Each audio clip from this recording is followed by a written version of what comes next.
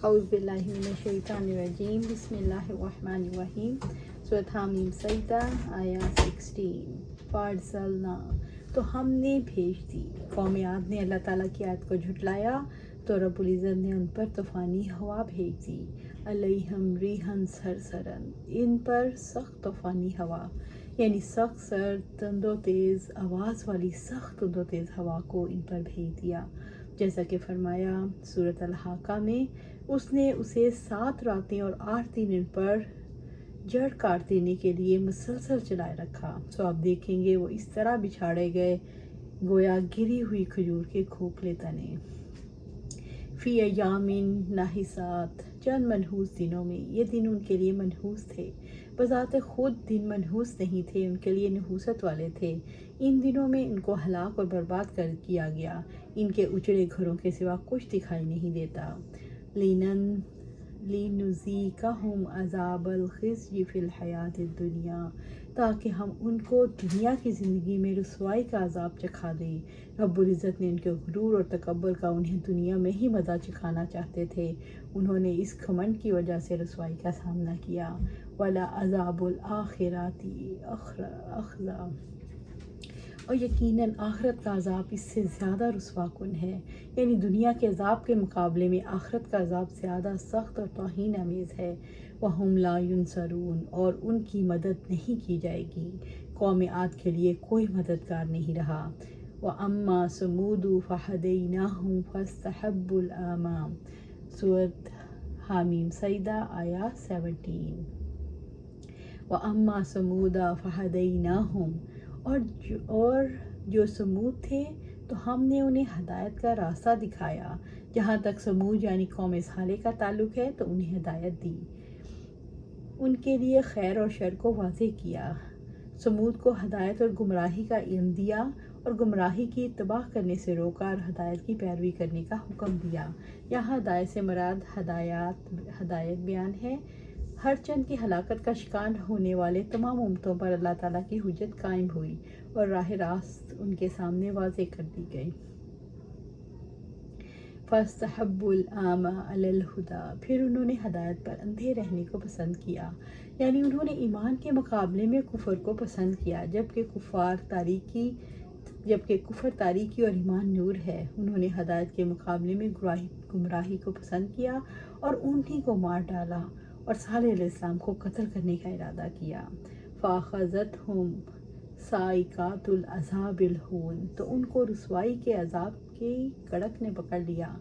اللہ رب العزت نے قوم سمود کو ایک چنگھاڑ سے پکڑ لیا اور ایک ہولناک زلزلے سے انہیں ذلت کے ساتھ نشانی عبرت بنا کر تباہ کر دیا۔ بِمَا كَانُوا يَكْسِبُونَ، اس کی وجہ سے جو کمایا کرتے تھے، یہ ان کی کمائی کا نتیجہ تھا، وہ شرک، عناد، کفر اور ظلم کرتے تھے۔ سورۃ حامیم سجدہ آیا 18۔ وَنَجَّيْنَا الَّذِينَ آمَنُوا، اور ہم نے ان لوگوں کو نجات دی جو ایمان لائے۔ رب العزت نے ایمان والوں کو نجات دی۔ وَكَانُوا يَتَّقُونَ، اور وہ ڈرا کرتے تھے، جو شرک اور نافرمانیوں سے بچتے تھے۔ یہ وہ لوگ تھے جو صالح علیہ السلام پر ایمان لائے اور ان کی اتباع کی۔ اللہ تعالیٰ نے ایمان والوں کو تقویٰ کی وجہ سے نجات دی۔ سورۃ حامیم سجدہ آیات 19۔ وَيَوْمَ يُحْشَرُ أَعْدَاءُ اللَّهِ إِلَى النَّارِ، اور جس دن اللہ تعالیٰ کے دشمن آگ کی طرف اکٹھے کیے جائیں گے۔ رب العزت نے قیامت کے دن کا ذکر فرمایا جب اللہ تعالیٰ کے دشمنوں کو جہنم کے محافظ فرشتے جمع کریں گے، جیسا کہ فرمایا، اور مجرموں کو جہنم کی طرف پیاسا ہانکیں گے۔ اللہ تعالیٰ کے دشمن جو نہ ایمان لائے اور نہ انہوں نے تقوی اختیار کیا۔ جو کوئی اللہ تعالیٰ کا اور اس کے فرشتوں کا اور اس کے رسولوں کا اور جبرائیل اور میکائیل علیہ السلام کا دشمن ہے تو یقیناً اللہ تعالیٰ کافروں کا دشمن ہے۔ رب العزت نے سورۃ ممتحنہ میں فرمایا، اے لوگو جو ایمان لائے ہو، میرے دشمن اور اپنے دشمنوں کو دوست مت بناؤ۔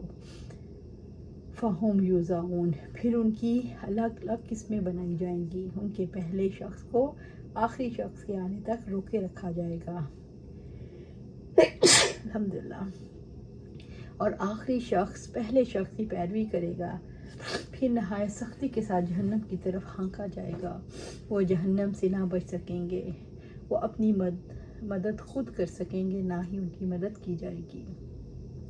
रोकने की दो सूरतें हैं या वजह हो सकती हैं।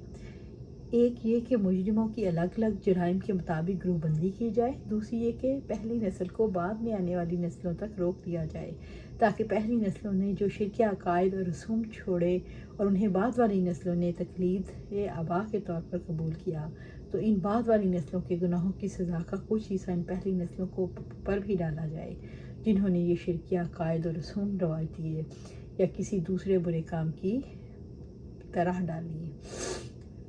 सूरत हामीम सजदा आया 20। हत्ता इज़ा जाऊहा, यहाँ तक कि जूँ ही वो आ जाएंगे, यानी जब वो सब जहन्नम में आ जाएंगे और चाहेंगे कि अपने बुरे अमाल का इनकार कर दें। शाहिदा अलैहिम समउहुम व अबसारुहुम व जुलूदुहुम, तो उनके कान और उनकी आंखें और उनकी खालें गवाही देंगी, तो उनके सामने किसी और को गवाह के तौर पर पेश किया जाएगा। अल्लाह ताला उनके कानों और उनकी आंखों और उनकी जिल्दों को गवाह बना कर लाएगा इन पर जो अमाल वो किया करते थे। सूरह यासीन में अल्लाह सुब्हानहू तआला फरमाते हैं, हम उनके मुंहों पर मुहर लगा देंगे, उनके हाथ हमसे कलाम करेंगे, उनके पाँव गवाही देंगे जो भी वो कमाया करते थे। हदीस में है कि एक रोज़ नबी सल्लल्लाहु अलैहि वसल्लम सहाबा की मजलिस में तशरीफ़ फरमा थे कि अचानक मुस्कुराए, फिर फरमाया, क्या तुम्हें मालूम है कि मैं क्यों मुस्कुराया? हमने अर्ज़ किया, नहीं अल्लाह के रसूल सल्लल्लाहु अलैहि वसल्लम। फरमाया, मैं इस गुफ्तगू से मुस्कुराया जो क़यामत के रोज़ बंदा अपने रब से करेगा। वो कहेगा, या अल्लाह, क्या तूने मुझे जुल्म से पनाह नहीं दी? अल्लाह फरमाएगा, हाँ। बंदा कहेगा, तो मैं अपने ख़िलाफ़ सिर्फ़ इस गवाह की गवाही तस्लीम करूँगा जो खुद मेरा हो। अल्लाह फरमाएगा, तेरे ख़िलाफ़ खुद तेरे और तेरे फरिश्तों की गवाही काफ़ी है। फिर उसके मुंह पर मुहर लगा दी जाएगी और उसके हाथ पाँव को हुक्म दिया जाएगा कि गवाही पेश करो। उसके करतूतों की सारी रुदात पेश कर देंगे। तब बंदा इसे कहेगा, जाओ मुझसे दूर हो जाओ, मैं तो जो करता था तुम्हारे ही बचाने को करता था। बिमा कानू यामलून, जो वो करते रहे थे, यानी जो गुनाह नाफरमानियाँ वो करते थे, उनके हज़ा उनके ख़िलाफ़ गवाही देंगे, मैंने फ़ला दिन फ़ला काम किया। अल्लाह सुब्हानहू तआला से दुआ है हमें कुरान और सुन्नत पर अमल करने की तौफ़ीक दे, उस पर जमा दे और जन्नतुल फ़िरदौस के आला मकाम पर अपने पास घर अता फ़रमाए। आमीन या रब्बिल आलमीन।